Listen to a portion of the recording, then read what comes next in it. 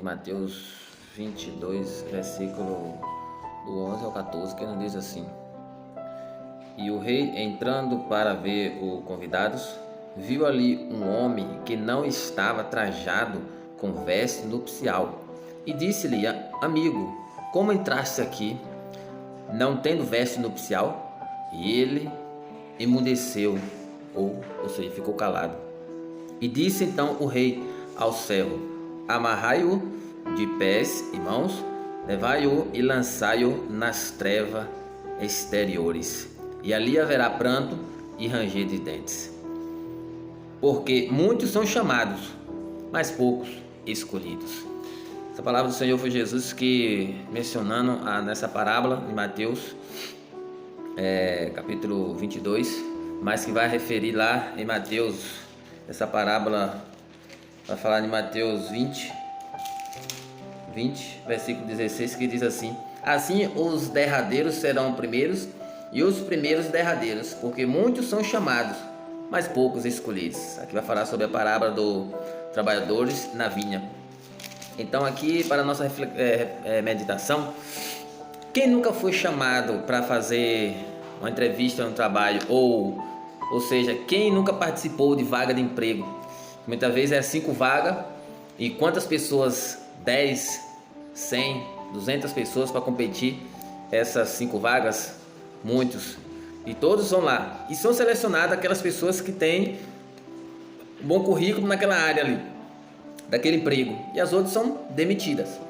Muitos foram chamadas, mas foi poucas escolhidas. Foi 5 escolhidas para aquela vaga, mas muitos foram chamados, se inscreveram e realmente foi para lá para tentar. E realmente, no meio daquelas, bora ver, das 100 pessoas, 200 pessoas que foi, 5 foi escolhida para aquele trabalho, porque achou um perfil adequado para aquele trabalho. Muitos tinham, mas não tinham o adequado para aquele trabalho, e as outras foram dispensadas, e 5 foi selecionada para trabalhar ali naquela empresa. Então essa passagem não vai dizer o seguinte para a nossa vida também: porque muitos são chamados, mas pouco escolhido. Deus chamou a todos, todos têm ouvido a palavra, mas nem todos são escolhidos. Por quê? Porque nem todos que ouvem a palavra obedece e segue a palavra, apenas ouve e é apenas ouvinte, e não é apenas praticante. Então esses são chamados, e aqueles que praticante, que se arrepende e se converte e é batizado e receberei o dom do Espírito Santo, lá em Atos 2:38, vai dizer que esse agora é o escolhido. Muito chamado, mas é pouco escolhido, porque nem todos que ouvem a palavra, nem todos que ouvem a pregação, nem todos que ouvem uma palavra de Deus aceita. Mas aquele que aceita, confessa o seu pecado, abandona, alcança a misericórdia. Esse é o escolhido. Então essa passagem não vai dizer que um rei ia fazer uma festa das bodas para o seu filho, e ao qual chamou a todos, os convidados, mas só que teve um que foi diferente dos trajes nupcial. Então o rei falou: Quem é você? Quem te chamou? Por que estás vestido assim? E ele ficou calado. Então o rei mandou amarrá-lo e jogaram no exterior, nas trevas. Lançai nas trevas exteriores, e haverá pranto e ranger de dentes. Para a nossa vida espiritual, para entender o seguinte: Jesus está chamando a todos ao arrependimento. Quem Jesus deixou? Nós que somos seus servos. Nós estamos na terra apenas para seguir os seus passos. Jesus veio para servir, e ele voltou ao céu, morreu, o terceiro dia ressuscitou e voltou ao céu, e deixou seu Espírito Consolador para que nos orientasse aqui na terra, para que nós pudéssemos seguir novamente seus passos aqui na terra, que é também de servir. Então estamos aqui para fazer o que? A sua semeadura, levar a sua palavra, para que todos possam ouvir esse chamado que Jesus está chamando. Para quê? Para vir para o arrependimento, para que possa confessar seus pecados, ser perdoado e viver uma novidade de vida, para que este possa ser também um escolhido. Além de ouvir, obedecer o chamado, se converter e ser um escolhido. Porque Deus ele veio para salvar a todos, mas nem todos os receberam. Mas todo aquele que o receberam foi chamado filho de Deus. Então é para isso que estamos aqui nessa terra, para obedecer o seu chamado, que é levar o evangelho, levar a sua palavra também para este mundo, que o qual precisa de ser também um escolhido para morar ao lado do Senhor, como está escrito lá em João 14, que ele deixou esta ordenança, um alerta de que ele foi preparar-vos lugar, mas ele virá outra vez para buscar nós. Quem é esse que ele vai buscar a nós?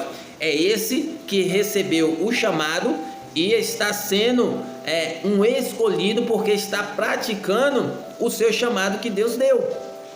E 3 pontos que ele deixou para este versículo, para a nossa meditação, porque muitos são chamados e poucos escolhidos. Primeiro, paz.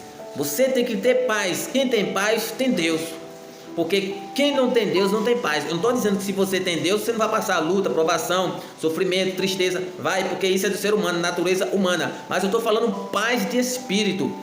Quando você tem paz, aonde você estiver, Deus estará trazendo a paz para você, como está escrito em Hebreus 11:14, que nos faz seguir a paz com todos e a santificação, sem a qual ninguém verá Deus. Está dizendo que você tem que carregar essa paz de Deus na sua vida. Eu não estou falando alegria momentânea, alegria passageira, eu estou falando da paz que Deus dá. Quando a paz vem de Deus, aonde você for, ou Ele manda você ir, lá Ele provê todas as tuas necessidades, e aquele que se aproxima de você tem paz, porque você tem a paz, porque você está conduzindo essa paz de Deus. Quando você conduz essa paz de Deus, aonde você for, você transmite essa paz de Deus para quem chega, se aproxima perto de você, porque não vem de você, vem de Deus. Quando vem de Deus, ela vem para impactar quem está perto de você. E aquele que recebe a obra das trevas é atribulado, quem chega perto dessa pessoa também fica atribulado, porque aquela pessoa é atribulada. Então você vai viver a aflição do espírito. Mas quando você tem a paz de Deus, aonde você chega, contagia também a presença de Deus, e a pessoa se alegra, e o seu dia começa a ser transformado através da paz de Deus. Segundo ponto, perdão, pecado, ou seja, a Bíblia não vai dizer também lá a palavra que Jesus deixou aos discípulos, a oração que fala sobre perdão, que está lá em Mateus 6:14, tem um versículo também 12 que também vai falar sobre perdão e sobre perdoar nossas dívidas.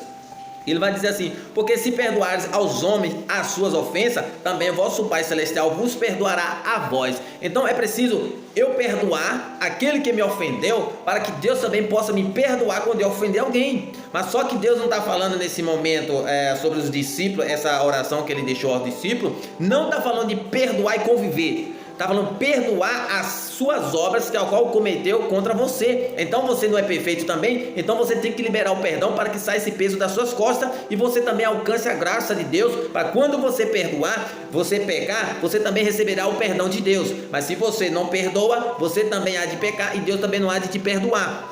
Mas só que Deus não está mandando conviver com aquele que te maltratou ou que fez aquelas transgressão contra você, mas manda perdoar, porque nem Jesus, quando curou o discípulo, fez um milagre, fez um prodígio, ele não mandou seguir ele, andar com ele. Ele mandava sempre: vai, mostra as obras, vai, não conta o que fez. Então, ou seja, você precisa perdoar, mas não precisa conviver com a pessoa. Então você tem que tirar esse peso da sua consciência e viver a sua vida em paz. Então quando você vê, você não vai desejar o mal, você não vai querer o mal, porque você tem paz. É dessa forma que está falando sobre pecado e perdão. Você precisa perdoar para que o pecado possa ser perdoado, e quando você pecar, Deus também possa te perdoar. E o terceiro é presentes e dons, porque vejamos, em Romanos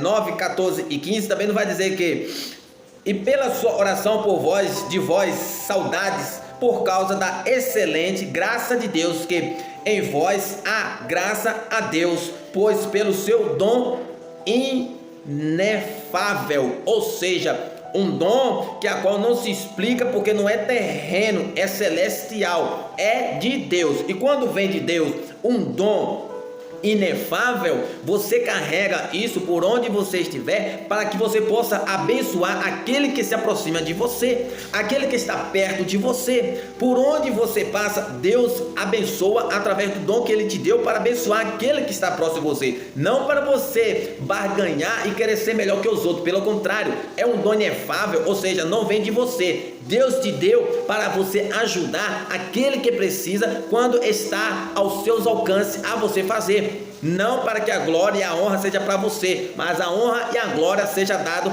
a Deus, porque esse poder inefável, presente, dom, Deus te deu para você abençoar aquele que estiver perto, próximo ou por onde você mora ou você trabalha, porque vem de Deus.